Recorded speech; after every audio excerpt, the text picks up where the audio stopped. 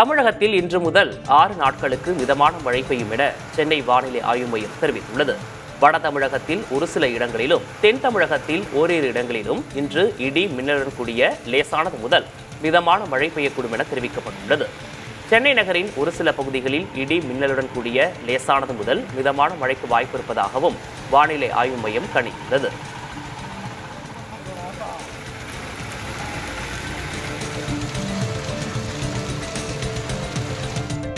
புதுக்கோட்டையின் பல்வேறு பகுதிகளிலும் மழை பெய்தது.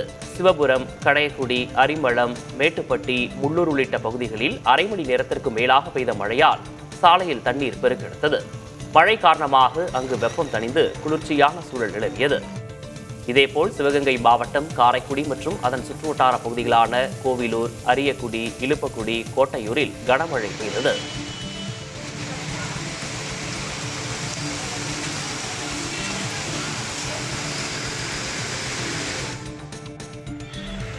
திருவண்ணாமலை மாவட்டத்தில் கனமழையால் ஜமுனா மரத்தூரில் உள்ள பீமன் நீர்வீழ்ச்சியில் வெள்ளம் பெருக்கெடுத்து பாய்கிறது. அருவிக்கு யாரும் செல்ல வேண்டாம் என வருவாய்த்துறை அறிவுறுத்தியுள்ளது. கடந்த 4 நாட்களாக பெய்து வரும் மழையால் செண்பகத்தோப்பு அணை மற்றும் நாகநதியிலும் நீர்வரத்து அதிகரித்திருக்கிறது.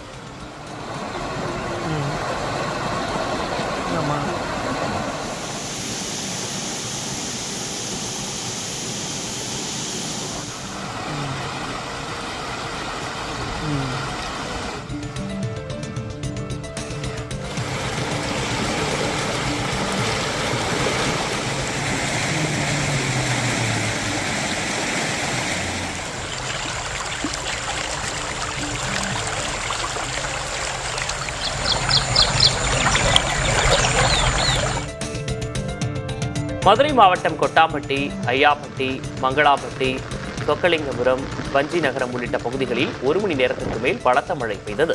இதனால் சாலைகளில் மழைநீர் பெருக்கெடுத்து ஓடியது. மழையால் வெப்பம் தணிந்து குளிர்ச்சியான சூழல் நிலவியது.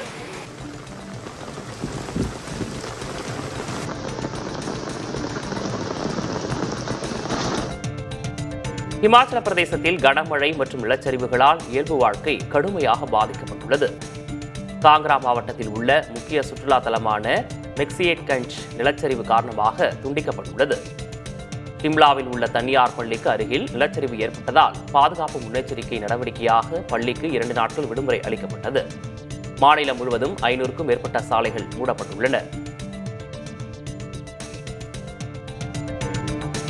பஞ்சாபில் ஏற்பட்ட மழை வெள்ள பாதிப்புகளிலிருந்து மீண்டு வர தன்னார்வ தொண்டு நிறுவனங்கள், வெளிநாடு வாழ் இந்தியர்கள் மற்றும் பிரபலங்கள் ஆகியோர் மிகப்பெரிய நிவாரணப் பணிகளை முன்னெடுத்து வருகின்றனர். மீட்பு பணிகளை முடித்து தற்போது புனர்வாழ்வு நடவடிக்கைகளில் தீவிரமாக ஈடுபட்டுள்ளனர். வீடுகளை மீண்டும் கட்டிக் கொடுப்பது, விவசாய நிலங்களை மீட்டெடுப்பது, பாதிக்கப்பட்ட குடும்பங்களுக்கு தேவையான உதவிகளை வழங்குவது ஆகிய பணிகளில் ஈடுபட்டு வருகின்றனர்.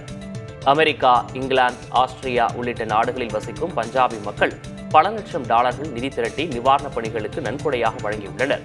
அழிந்து போன கால்நடைகளுக்கு பதிலாக புதிய கால்நடைகளை வாங்கி தருவது போன்ற உதவிகளையும் அவர்கள் செய்து வருகின்றனர். இதற்கிடையே தில்ஜித் தோசாஞ்ச், சோனு சூட், அக்ஷய் குமார் போன்ற பிரபலங்கள் நேரடியாகவும் தங்கள் அறக்கட்டளைகள் மூலமாகவும் களத்தில் இறங்கி உதவியுள்ளனர். நடிகர் தில்ஜித் வெள்ளத்தால் பாதிக்கப்பட்ட 10 கிராமங்களை தத்தெடுத்துள்ளார்.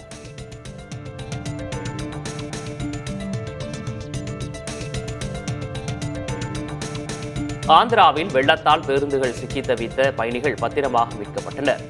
நந்தியாலா மாவட்டத்தில் பெய்த கனமழையால் உய்யாலவாடா கிராமத்தில் உள்ள குளம் நிரம்பி பாலத்தின் மீது வெள்ளம் பெருக்கெடுத்தது. அப்போது 24 பயணிகளுடன் வந்த தனியார் பேருந்து ஒன்று அதில் சிக்கிக் கொண்டது.